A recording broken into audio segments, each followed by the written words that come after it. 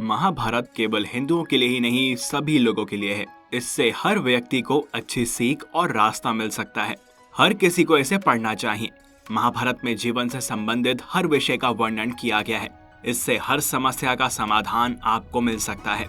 इसमें देश, धर्म, न्याय, राजनीति, समाज, योग, युद्ध, परिवार, ज्ञान, विज्ञान, आध्यात्मिकता, तकनीक आदि के बारे में वर्णन है। और आज के इस वीडियो में हम बात करने जा रहे हैं श्री कृष्ण द्वारा पांडवों को बताए गए कलयुग के 5 सत्यों के बारे में, जो कि आज सच हो रहे हैं। किंतु आगे बढ़ने से पहले हमारे साथ बोलें राधे राधे।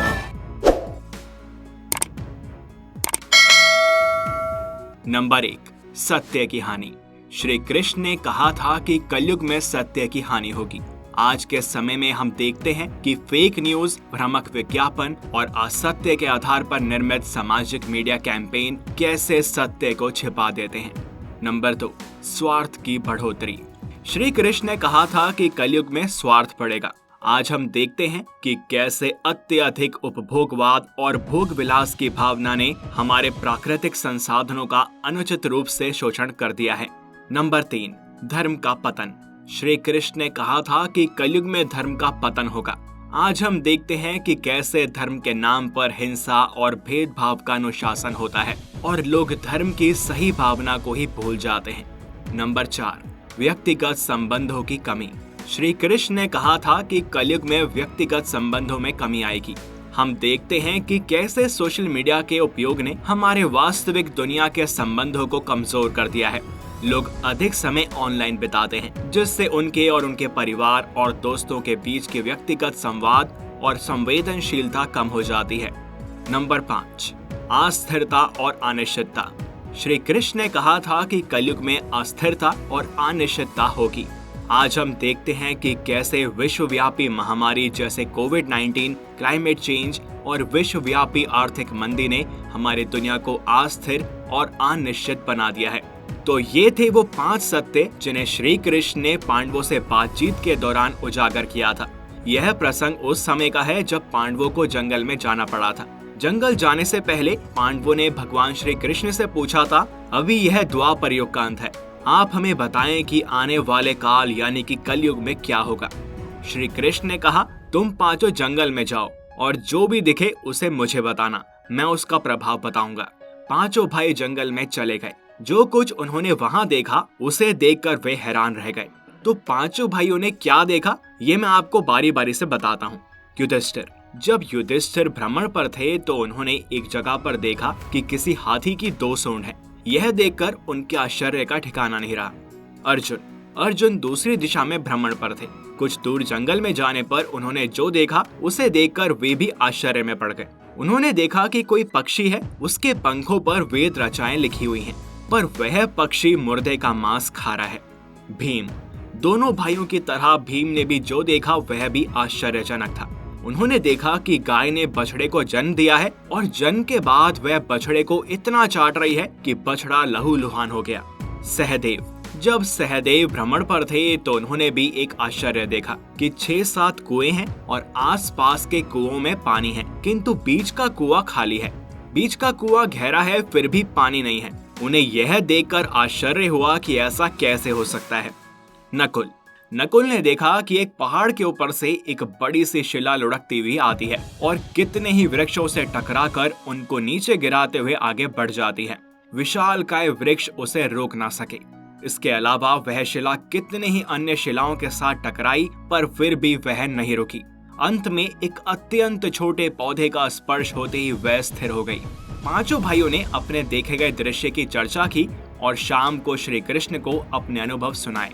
सबसे पहले युधिष्ठिर ने कहा कि मैंने तो पहली बार 2 सूंड वाला हाथी देखा।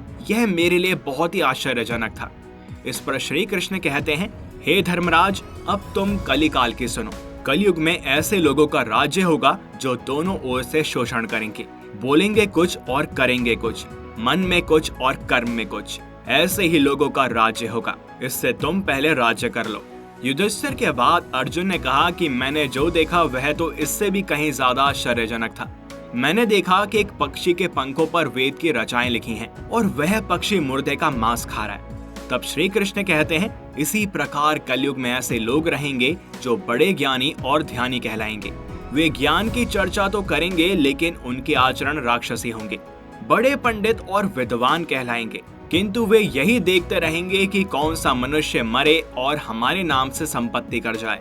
हे अर्जुन, संस्था के व्यक्ति विचारेंगे कि कौन सा मनुष्य मरे और संस्था हमारे नाम से हो जाए।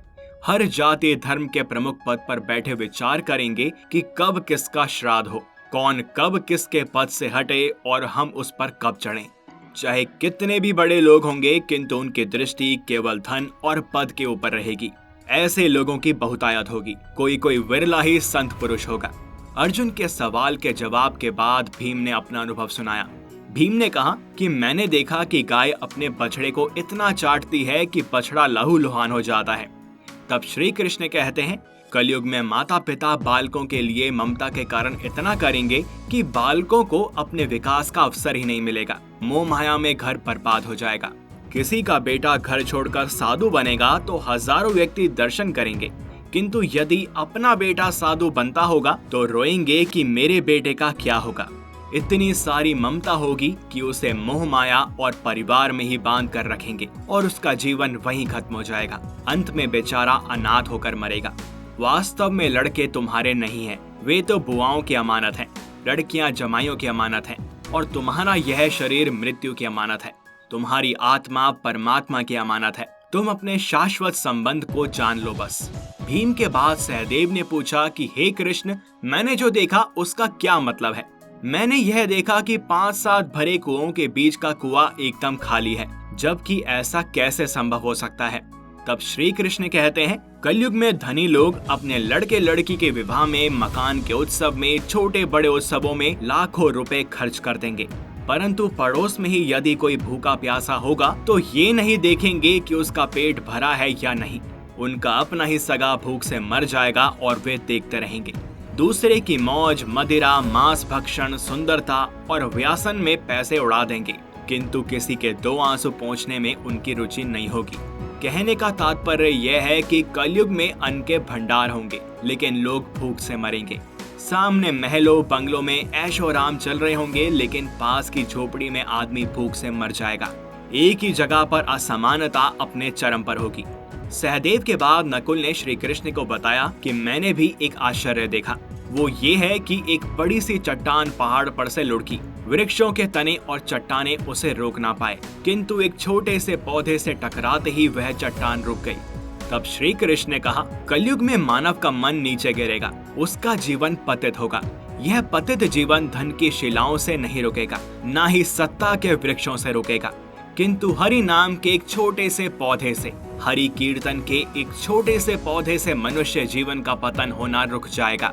इसलिए भक्तों, हरि भजन कलयुग में मोक्ष पाने का एकमात्र उपाय है। तो एक बार हमारे साथ पुनः बोले, राधे राधे। इस वीडियो में केवल इतना ही। आपका इस विषय पर क्या सोचना है हमें कमेंट्स में अवश्य बताएं। और अगर आपको यह वीडियो पसंद आई हो तो इसे लाइक करें और अधिक से अधिक शेयर करें। साथ ही चैनल को सब्सक्राइब और बेल आइकन को प्रेस करें। मिलते हैं आपसे अगली वीडियो में और भी रोचक कथाओं के साथ। तब तक के लिए हरि ओम।